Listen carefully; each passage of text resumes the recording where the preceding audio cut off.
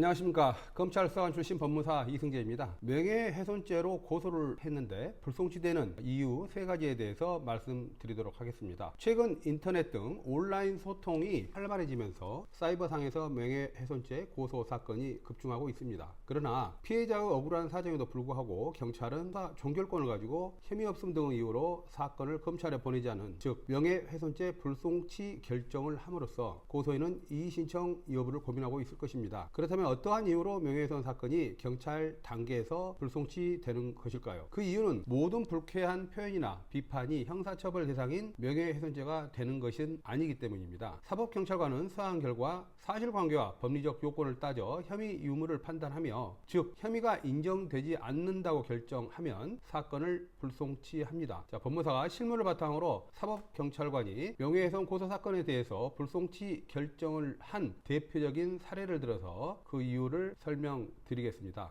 첫 번째, 단순한 의견 표명일 뿐 구체적인 사실 또는 허위 사실 적시가 없는 경우입니다. 명예훼손죄가 성립하기 위한 가장 기본적인 전제는 사실 또는 허위 사실의 적시입니다. 여기서 사실이란 증거를 통해 진위 여부를 가릴 수 있는 구체적인 과거 또는 현재의 사건이나 상태를 말합니다. 만약 발언 내용이 구체적 사실이 아닌 개인의 주관적 평가나 가치 판단, 즉 의견에 해당한다면 명예훼손죄는 성립하지 않습니다. 이는 형법이 보호하는 표현의 자유와 밀접한 관련이 있습니다. 실제로 많은 명예훼손 사건이 사실 또는 허위 사실의 적시가 없다는 이유로 불송치 결정되고 있습니다. 예를 들어서 단순히 나쁜 사람이다, 무능하다 와 같은 표현은 개인의 의견이나 평가에 해당할 뿐 구체적인 사실을 드러냈다고 보기 어렵습니다. 사례입니다. 아파트 동대표인 피고인이 입주자 대표회의 관리소장인 피해자가 관리비를 횡령했다는 의혹을 제기하며 관리비 예치금에 대한 현금 출납 후 폐쇄장부를 숨기는 것에 대해 책임을 물어야 한다는 취지의 유인물을 배포하여 명예훼손으로 기소된 사건이 있었습니다. 법원은 이에 대해서 유인물의 전체적인 내용이 입주자 대표회의 안건을 제안하는 과정에서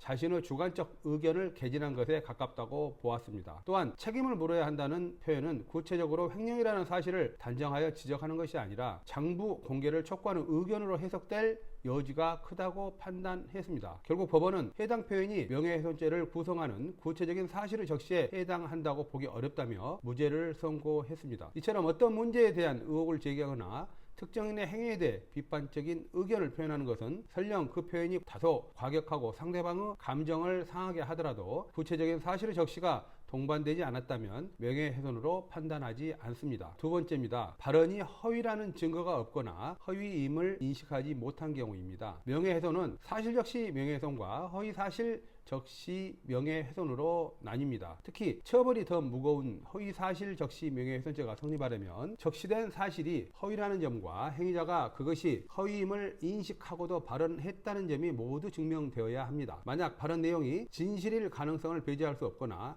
행위자가 진실이라고 믿고 발언했다면 허위사실 적시 명예훼손죄는 성립하지 않습니다. 실무상 사법경찰관은 고소인이 제출한 자료만으로 피고소인의 발언이 명백한 허위라고 단정하기 어렵거나 피고소인이 해당 사실을 진실이라고 믿을 만한 나름의 근거나 이유가 있었다고 판단하는 경우 증거 불충분 또는 범죄 인정 안 됨을 이유로 불송치 결정을 합니다. 사례입니다. 피고인이 자신의 집이 무허가 건물이라는 민원으로 철거될 위기에 처하자 이웃 주민인 피해자가 신고했다고 오인하고 다른 마을 주민에게 무허가로 신고를 해서 집을 뜯게 생겼다라고 말하여 허위사실 적시 명예훼손으로 기소된 사건이 있었습니다. 조사한 결과 피고인은 민원 조사를 나온 공무원에게 신고자를 계속 물었고 공무원이 피해자의 집 쪽을 가리키는 걸 보고 피해자가 신고했다고 생각하게 된 정황이 있었습니다. 법원은 이러한 사정을 고려할 때 피고인이 자신의 발언이 허위라는 점을 명확히 알았거나 허위일 수 있다고 의심하면서 말했다기보다는 공무원의 행동으로 인해 피해자가 신고했다고 믿고서 그러한 말을 하게 된 것으로 보았습니다. 결국 법원은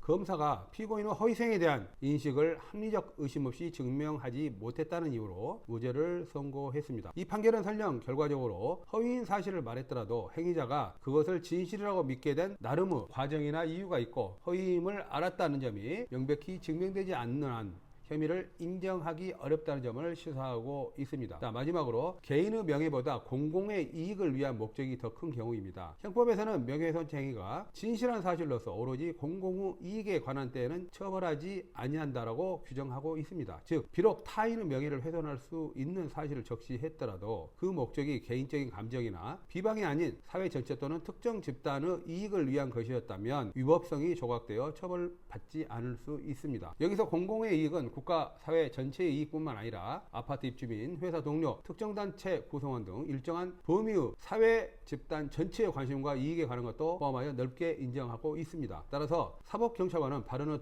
동기, 내용, 상대방의 범위 등을 종합적으로 고려하여 공공의 이익을 위한 행위라고 판단하면 불송치 결정을 내릴 수 있습니다. 자, 사례입니다. 비료 유통회사를 운영하는 피고인이 비료 생산업체인 피해자 회사와 수수료 문제로 분쟁이 생기자 다른 유통업체에 현재 진정인은 2000년 지급 수수료 횡령으로 피진정인을 고소한 상태라는 내용의 진정서를 보내 명예훼손으로 기소된 사건입니다. 법원은 피고인에게 진정서를 받은 업체가 피해 회사와 동일한 이해관계를 가진다는 점을 지적하였습니다. 즉 피해 회사로부터 수수료를 지급받지 못하는 상황은 피고인뿐만 아니라 다른 유통업체에게도 중요한 정보였던 것입니다. 법원은 피고인이 이러한 정보를 공유한 것이 동종업계의 다른 사업자의 이익에도 부합하는 측면이 있으므로 주요한 동기가 공공의 이익을 위한 것이었다고 판단했습니다. 따라서 부수적으로 개인적인 이익을 위한 동기가 있었다 하더라도 공공의 이익을 위한 목적이 인정된다면 위법성이 조각되어 무죄를